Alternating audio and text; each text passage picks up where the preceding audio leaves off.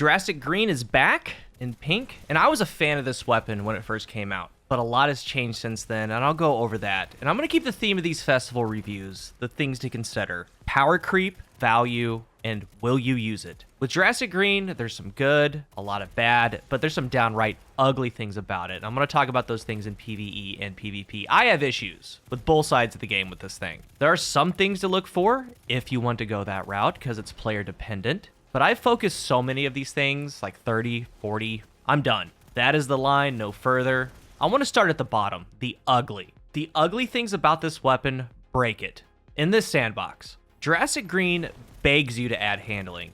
Flat out begs you because you need it. It has a base 19 handling, one of the worst handling stats in the entire game, counting all weapons. Not for just in class, but like per archetype. Your handling's your ADS speed, your stow speed, your ready speed. It is slow. All of it is slow. So, out of the gate, you need to fix that. To put 19 handling into perspective, it takes almost a full half second to aim down sights, 0.46 seconds. And there are some weapons in this game that will down you before you can even ADS on them. That is not good. Fortunately, the origin trait helps with that. Search party, being 15 meters away from your allies, you get a faster aim down sight speed. It's a scalar. It helps tremendously. You also have some stray speed to help with your dueling. Out of the gate, again, it's begging you to grab arrowhead break, fluted barrel, killing wind. It gets you out of the hole. But this pairs with the second ugly part, the range. Not only is 19 handling some of the worst on a per archetype, per class basis, the 27 range is as well. The issue is these two stats coexist. Low range, you need to up it. So if you're looking to up the range, you aren't upping the handling. To go even further,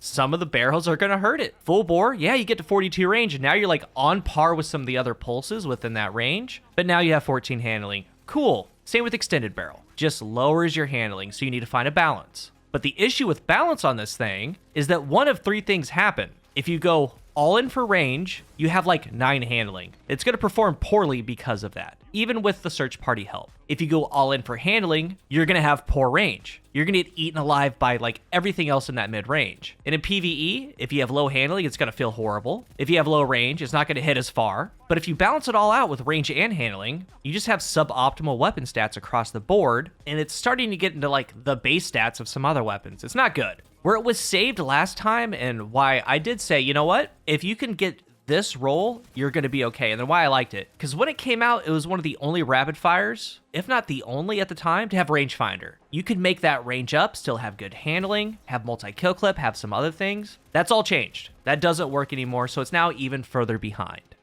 That brings us to the bad. Wouldn't you know it, the 27 reload speed, again, one of the lowest stats in the game for a reload, not only on the archetype against other rapid frames, but like on a weapon class basis, just overall bad. It has some interesting rolls on it. PvE-wise, I was very interested in Loose Change Incandescent. Loose Change, applying an elemental debuff on a target, increases this weapon's reload speed for a short duration. So Incandescent, an elemental debuff, it works. Down to target, spread Scorch. When you do that, Loose Change is going. But the issue, and yeah, in reality, Loose Change pretty much doubles your reload speed, but the issue lies with the perk itself. It needs that to work. Unravel, Destabilizing Rounds, in this case, Incandescent, it needs that, which doesn't come up all the time. It just so happens we have it built into the weapon itself. It's kind of like Repulsor Brace Destabilizing Rounds on your Falcon, right? And the reload that you get from Loose Change is like 45 or 50 reload, but you need the elemental debuff. Meanwhile, Perpetual Motion just gives you plus 20 all the time. Or you compare that to Feeding Frenzy, or compare that to Outlaw with Scalars. Or actually, a really good example, on the weapon itself, Keep Away. Plus 30 reload all the time, no incandescent needed, no Scorch applied. And it sucks that the perfect combo is there for Loose Change, pairing it with the debuff perk, but it's just incredibly underwhelming. Not to mention we have Subsistence Incandescent on this thing. I just think that Loose Change is a bad perk. It needs a scalar to go along with it, to go along with reload speed, because I would instantly take Outlaw. I would instantly take Feeding Frenzy over that. And because it needs that debuff, it should be fairly quickly, because it doesn't just work with anything.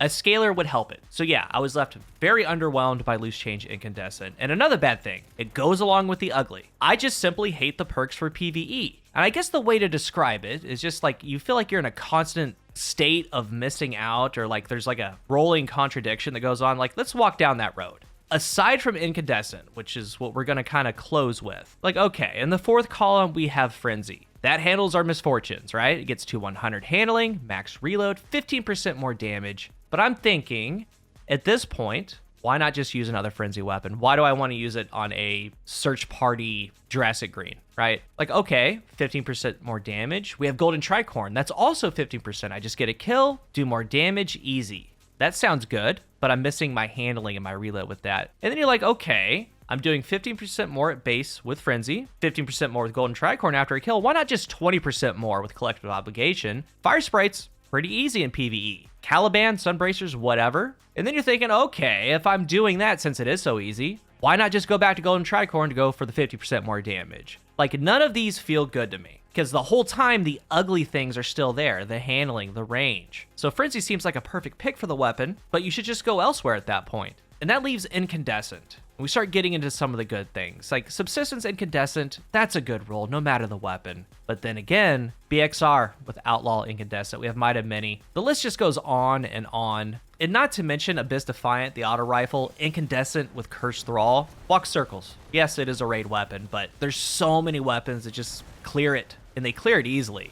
And for the Crucible, like, we have a rare perk combo that I did want to get. Heel Clip Golden Tricorn, and I showed this off with the Abyss Defiant review on the Radiant Hunter, but it kind of contradicts what you want to do. Search Party wants you to be 15 meters and away from your allies to get all of its buffs, but Heel Clip wants you to be close to your allies. That way you can proc Benevolence, things like that. And the only role that I found success with out of like the 30 plus was this one. It was Full Bore Range Masterwork, Keep Away Encore. So it goes to 62 range with Keep Away, max stack of Encores, 82 range, 72 reload, 68 stability. It felt good. But again, at that point, a number of pulses are going to match that range, and a number of pulses are going to match just everything that it does. So what am I even doing here? The only way I would recommend this pulse is if you are a new player. You don't have a good incandescent weapon. Some of the roles or some of the perks, like let's say Collective Obligation, you don't have a good solar weapon with that. Yeah, go for it. It's going to work fine for you. But when you look at it, power creep, definitely. Even as far as a simple perk like incandescent.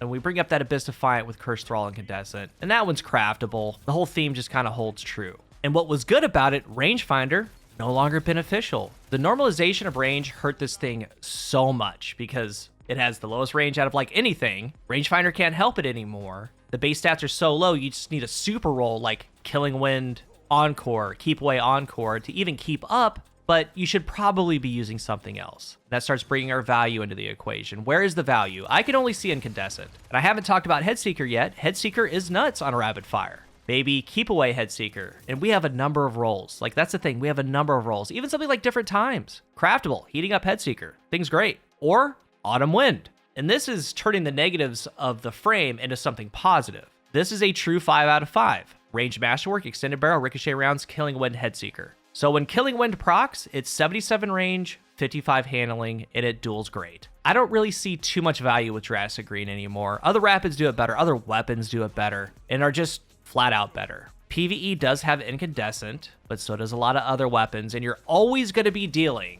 with its low range and handling. And if you balance it out, you just have a midline weapon with incandescent. And a lot of other weapons have nice scalers with its reload for incandescent. And while subsistence is nice, you're still going to have to up your reload speed and all that stuff. And the last part is if you will use it. I'm out. The game has moved past what strengths this thing had in the sandbox. That goes for PvE and the Crucible. But that isn't to say that you can't find use for it. Like I said, I've had 25, 30, 35, whatever, 40 of these. None are staying. None are of value to me. The good things that it can do, you need it to be a 5 out of 5. And if you have the time and you like the weapon, go for it. Maybe a golden tricorn build, maybe an incandescent, like sure. PvP max range like I had with Encore Keep Away, Killing Wind Encore, sure. But the issue every time is the ugly things about it. The ugly things are always there, and that's the dance that you have to dance. The risk versus reward with your handling and range. In the end, there really isn't any reward. If you're new here, remember to hit the subscribe button. And if you are subscribed, thank you so much for your support. Let's talk about Jurassic Green down below. I was severely let down by this thing, and I was excited for it to come back. I knew that it lost some of its power with Rangefinder, but it had some interesting combinations, like, again, the loose change incandescent. All of it was a letdown. I'd love to hear your thoughts, though. Let's talk about it. Thank you for watching, and until the next one, I am CoolGuy.